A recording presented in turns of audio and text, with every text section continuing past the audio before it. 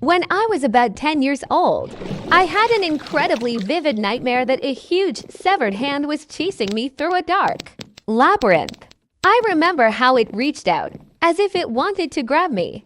I woke up in a cold sweat, trembling with fear, but I really needed to go to the bathroom. I gathered my courage, got up, and went to the bathroom. When I turned on the light, I saw that the hand was already waiting for me there. I screamed at the top of my lungs, and then I truly woke up. It turned out that I had experienced a false awakening. This is when you dream that you have woken up and everything seems real. In general, it was very scary to wake up and discover that your nightmare had become reality.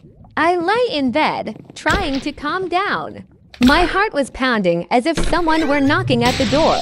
I looked into the darkness, listening to the sounds of the house. Everything seemed quiet, but fear still wouldn't leave me.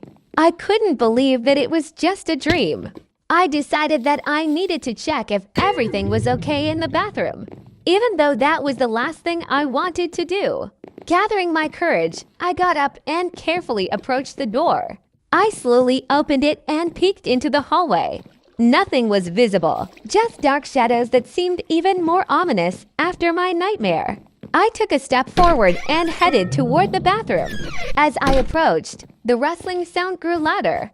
I stopped and listened, but it seemed like it was just the old house creaking. I reached the bathroom, and as soon as I reached for the light switch, I felt a sense that someone was watching me. I quickly turned on the light and, to my relief, saw that there was no one there. I sighed with relief, but I still felt uneasy. I took care of my business, trying not to think about what had happened. After that, I returned to my room, but the dream still lingered in my mind. Lying in bed, I tried to fall asleep, but thoughts of the hand wouldn't leave me.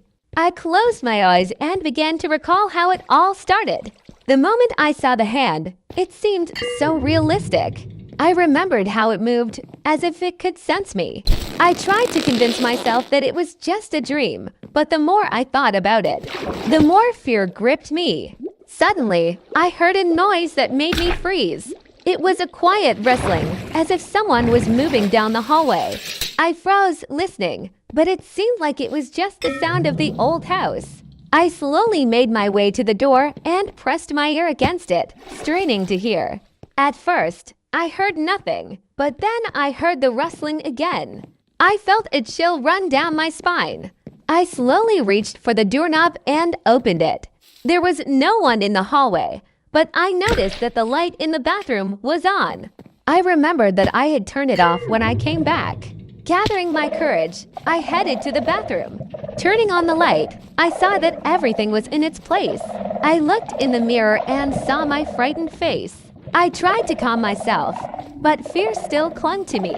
I returned to my room and closed the door, trying not to think about what had happened. Lying in bed, I began to imagine how it could all end. I thought that maybe it was worth telling someone about my fears. I decided that I would tell my mom about my worries the next morning. Perhaps it would help me calm down. Finally, I fell asleep, but the dreams continued to haunt me. In them, the hand appeared again, but now it was even more sinister. I tried to run away, but it was always right behind me. I woke up in a cold sweat, trembling with fear again. I looked at the clock. It was only 3 in the morning. I sighed and tried to calm down. The next morning, I told my mom about my fears and what had happened during the night. She listened to me and said that sometimes our fears can seem real, but they are just our thoughts playing tricks on us. She suggested that I talk about my feelings and even offered to start a journal to write down my experiences. I began to write in the journal, and it helped me sort through my feelings. With each entry, I felt my fear dissipate. I became less afraid of the dark and started sleeping better. I realized that all those fears were just part of my imagination, and that I could control my thoughts. Weeks went by, and I noticed that the nightmares were bothering me less frequently.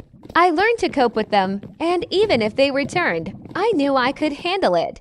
I became more confident in myself and understood that fear is a normal part of life. But it's important to know how to deal with it. Since then, I learned not to be afraid of the dark and to listen to my feelings. I realized that sometimes fears can be strong, but we can overcome them if we don't ignore them. Now I know that even the scariest dreams can become a lesson that helps us grow stronger.